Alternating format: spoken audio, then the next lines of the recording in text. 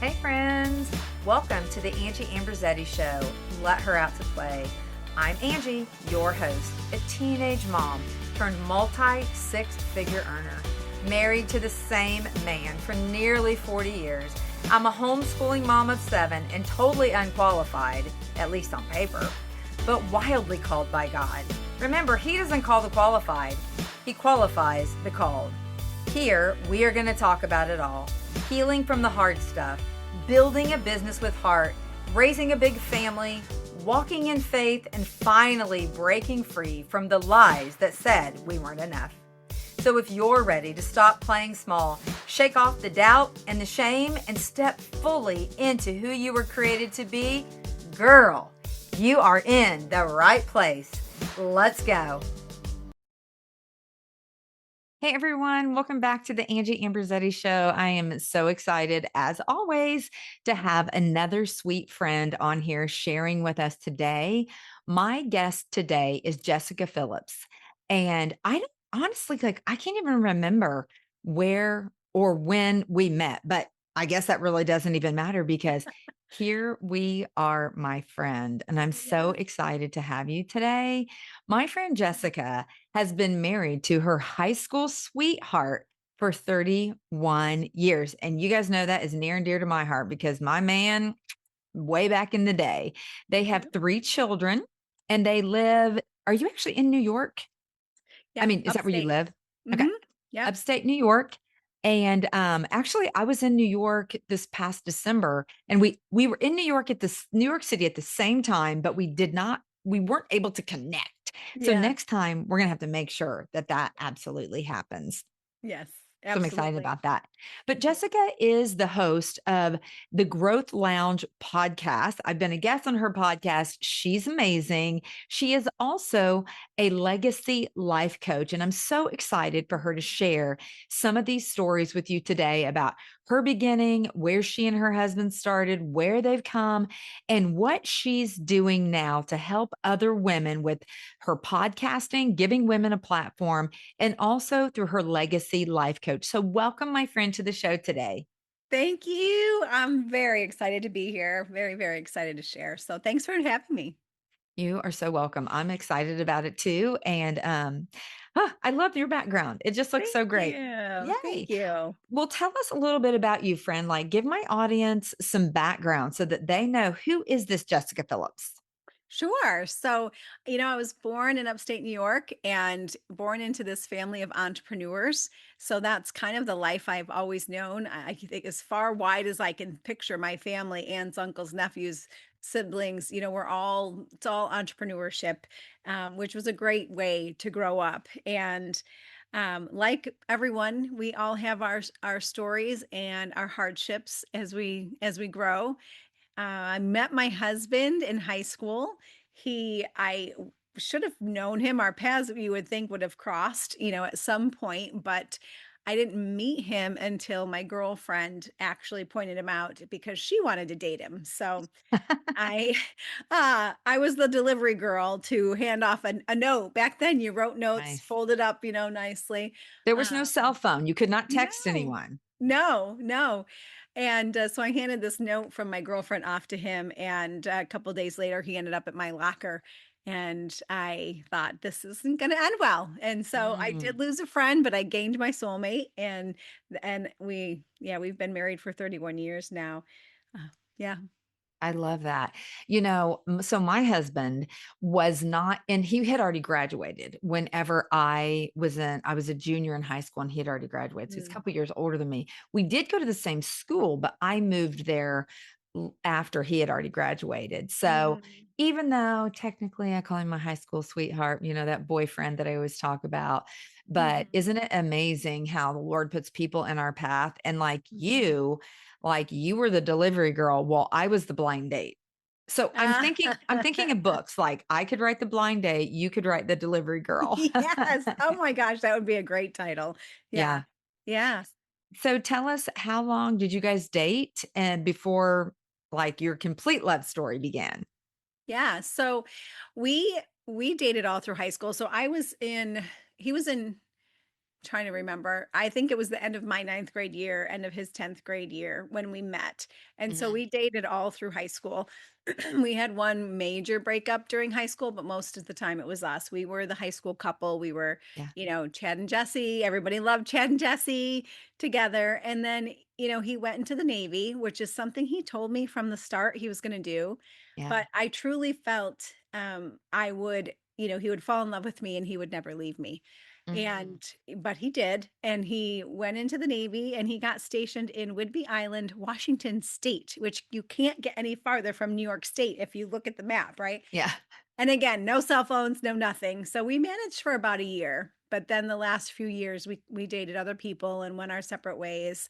Um, and then when he came home, we quickly he was at my house that night and we started to reconnect and yeah, Mhm. you want So me he to was keep gone going with that for 4 story? years? He was, yeah. Okay. So Yeah. how was it when he got back? Like, you had dated other people, and you weren't thinking, "Hey, this is gonna be the thing." I wasn't, and, when I met him, I was very emotionally broken. I had experienced some things as a young girl, at the hands of some family members that I shouldn't have, and Mm, so he became my safe space, my world, and we were recreational pot smokers back then, but nothing heavier than that. But after he left, and then I had my senior year because he was a year ahead of me. mhm, My senior year, I just kind of fell apart and partied a lot. And then after I graduated, I started beauty school, and I happened to meet someone there who introduced me to her brother, and he introduced me to cocaine. So, well, and that was about a year, about with the time that Chad and I were breaking up. And so when he got home, I was very addicted to crack cocaine, and he did not know that. And mm, so like I said, we were rekindling. And about 6 months after he was home, I found out I was pregnant. And that's when he said, whatever you're doing, you will stop. And so I went into rehab and moved after that, moved down with my sister in Pennsylvania, and I lived with mhm. her. And mostly because my parents didn't want me back in the house, but it was a great choice either way, even though I didn't like it then. And he Yeah. came down to visit a few times, and Mhm. at some point during that pregnancy, we just decided we would give it a go. Later on, years later, he would tell me that he let me know that my dad had called him and said, "You will make this right." And so we got married. We were broke and we were emotionally broken. I was, and we had a baby to take care of. Yeah. So, Wow. Well, yeah. so, first of all, like, my heartstrings are getting pulled right now because and I wasn't even thinking about this when we talked about this earlier, but, for the fact that we have adopted 3 children Mm, and, their birth moms were addicted, and mm, I'm just always so grateful that they had the wherewithal somewhere in them to not abort those mm, babies mhm, because they made that decision. It gave us a different life because it allowed us to adopt those 3 boys, and so I can only imagine the difficulty that you were going through when mm, you're finding out you're pregnant, mhm, at in your early 20s and you're mhm, unmarried, and so kind of the same with me, I was just a little bit younger, and, you still made a good choice at that point in your life mhm. that you were going to get off of the crack cocaine and that you were going to have your was that a son or a daughter? Daughter. Yep. Daughter. Yeah. And to be honest with you, when I first found out, you're in this environment of, drug users, and there was a Mhm. young girl that I happened to know in the circle that I was hanging with, and she said to me, "Just go have an abortion because you're going to regret it. Kids are a pain." And basically, her kids were in the way of her Yeah. partying. Yeah. And when I first found out, I went on a complete bender trying to overdose so that I could just leave this world, not have to, because back then, getting pregnant out of wedlock and being and addicted to drugs from an affluent family in the community. That Yeah. was I didn't know how I was going to say it, own it, or live through it at that point. So I just wanted to be done, and I wouldn't have to tell anybody. I wouldn't have to own it. I wouldn't have to shame my family.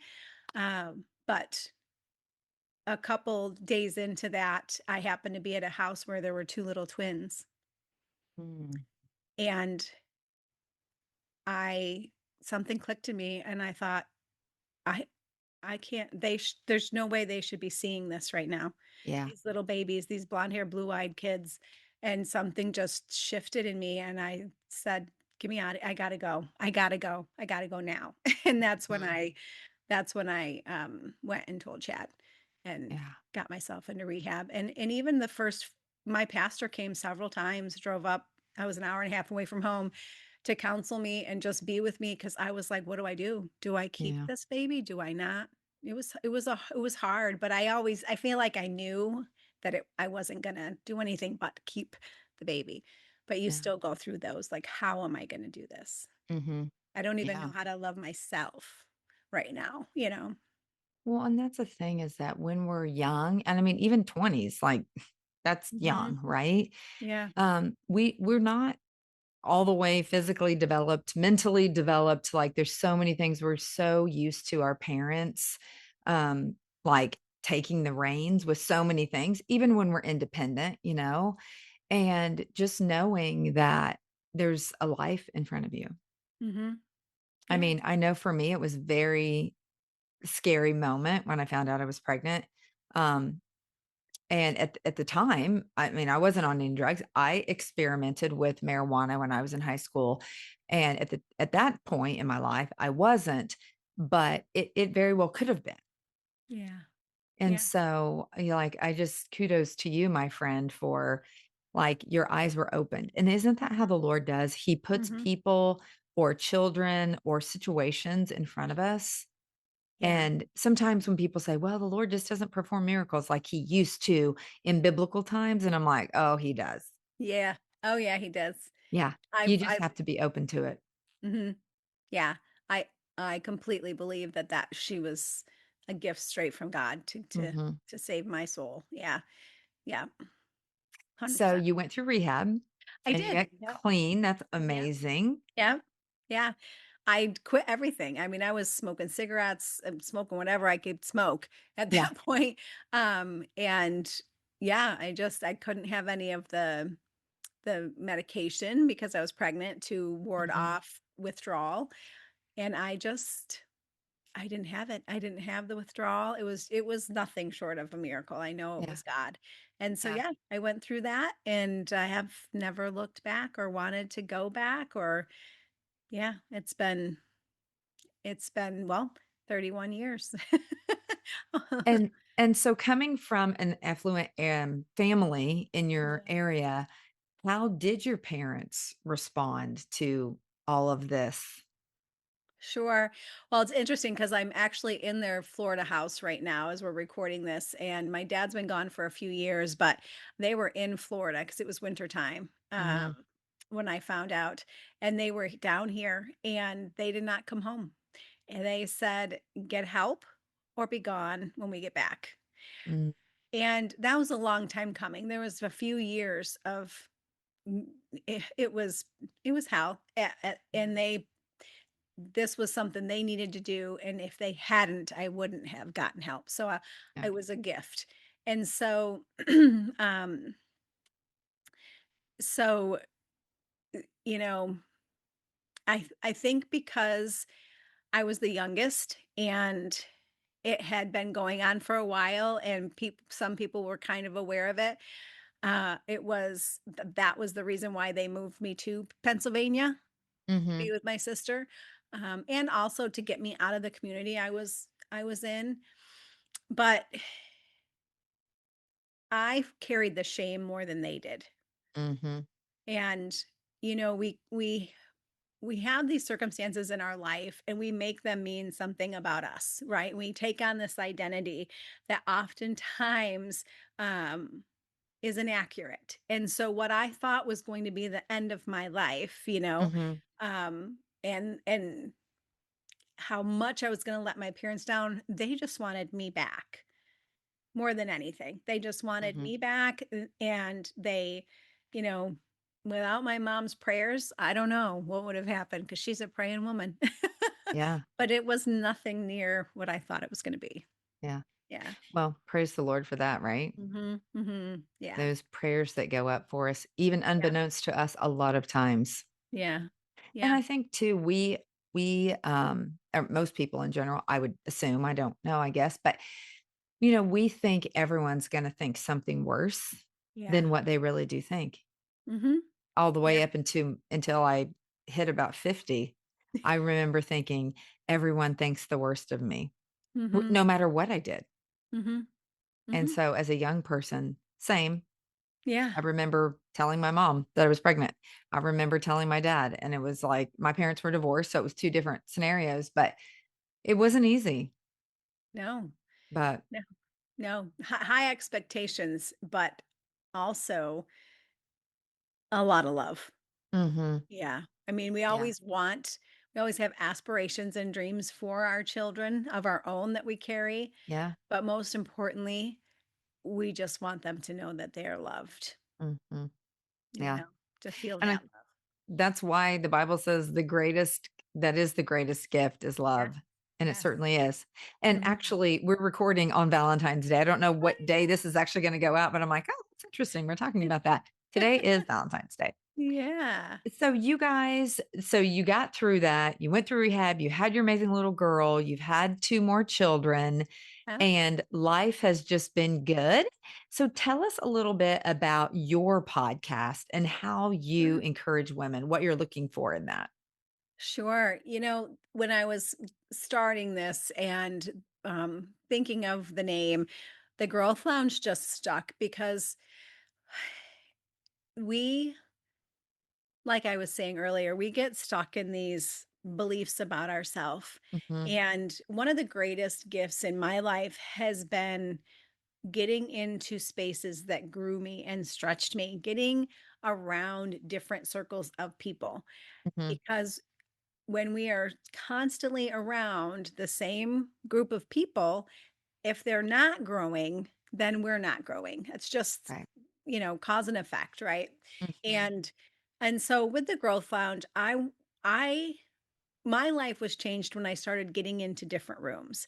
mhm, But I also know that people can't always get into those rooms. So I want to right, bring the rooms to them. I want to bring the people that have influenced me, the people who are growing and changing and leading and blazing trails into the podcast so that they can so the listeners can get in the room with people. It right. is very hard, they tell you that you are like the 5 people you spend your most of your time with. Yeah. Well, also, how do you change that? And that's Mhm, not as simple as some people it's not as simple for some people. And mhm, so this is an opportunity for them to have other people in their circle without necessarily running away from their family. A lot of times yeah, it's our family that is the negative influence. yeah, So I just wanted to be a catalyst to bring new ideas and motivation and inspiration into people's lives so that they could have the strength to pursue those deep desires and dreams that we all have. yeah. Yeah. Yeah, I was thinking of that quote. I can't remember who said that, but multiple people that I've heard say that over the years is that basically you are the sum of the 5 people that you hang around with all the Yeah. time. And I think there is opportunity, like, even if you're not getting to the retreat, to the Yeah. whatever it is that's happening, but I think that's the beauty of podcasting, and it used to be, what was it people used to do before podcasting? They had, mm, blogs. I couldn't get Oh, yes, yes. I people was would do like, blogs and they would have a lot of good connections and yes. stuff. But with podcasting, you can get more face to face. And I mean, technology has given us all of that, right? But being able to connect with people and build community, which is something that I'm super passionate about. And it sounds like the Yes. Growth Lounge is a lot about building community as well. Mhm. Absolutely. So many women I talk to say to me, I thought I was the only one. Yes. We live in isolation with our own pain and our own problems and traumas, thinking we are the only ones that are carrying it. And that makes it so much heavier. It's Mhm. so much heavier when we think we're alone Yeah. and we're not, and we don't need to be. Mhm. Yeah. Community is huge. And like I was mentioning to you in our previous conversation about just a few people reaching out to me about me sharing my story and the vulnerability in that, because like you just said, there are so many women specifically out there who have gone through things in their childhood, whether it's Hmm. physical abuse, sexual abuse, mental abuse, verbal abuse, whatever it is, and they are afraid to talk about it, Yeah. or Yeah. they're afraid they're gonna hurt someone's feelings, or the truth isn't gonna come out, but it's literally encapsulating them because they Hmm. can't get out, they can't speak the truth, or just, like, have someone else listen, or listen Hmm. to someone else, and I love the opportunity to be vulnerable as much as possible so that other people feel safe Yes. to tell Yes. their story or to Hmm. feel the connection. Hmm. Yeah. So Absolutely. And I just, because this is heavy on my heart based on what you just said, we often feel like we have to drudge up all of the hurts and pains and things that happened to us as a child to heal. mhm. And the truth is you don't have to always revisit that trauma. There is healing that can happen without doing that or throwing those people under the bus Yes. publicly. And Mhm. so we can talk about it and heal from it without implication. Yeah. And I think that's important to note here too. Yeah. Mhm. Yeah. Well, and I always tell people, I'm like, you don't have to like give all the details Yeah. of Yeah. everything that happened. Like, and people Mhm. will use their imagination no matter what you say. Yes. You know Yes, what I they mean? will. They Yes, that's so absolutely true. they'll decide for you what your Yeah. story is.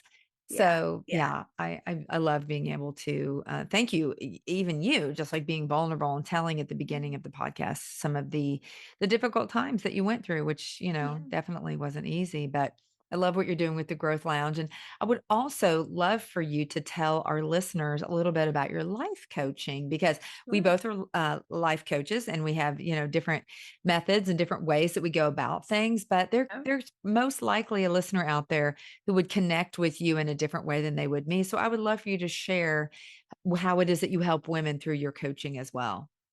sure. One of the things that always bothered me growing up was, everybody thought, you know, and like they would use the Rockefeller. Oh, you're the Rockefeller of the community, right? Well, and also my life is not much different than yours. And Mhm, so what I would get so upset because I was experiencing things that I should not have had to experience in mhm. my extended family, and everyone thought it was a perfect family, and I felt like I had no one in my corner, Yeah. right? And no one I could speak to because who are you going to tell? Nobody can know this. And so we one of the things we got really involved with, my husband and I, after we got married, was our youth group at our church. And what drove me and what I'm still so passionate about is letting these kids know that they have someone in their corner, and Mhm, also no matter what your circumstances look like, you can build something different. mhm, You can take your power back and build something different.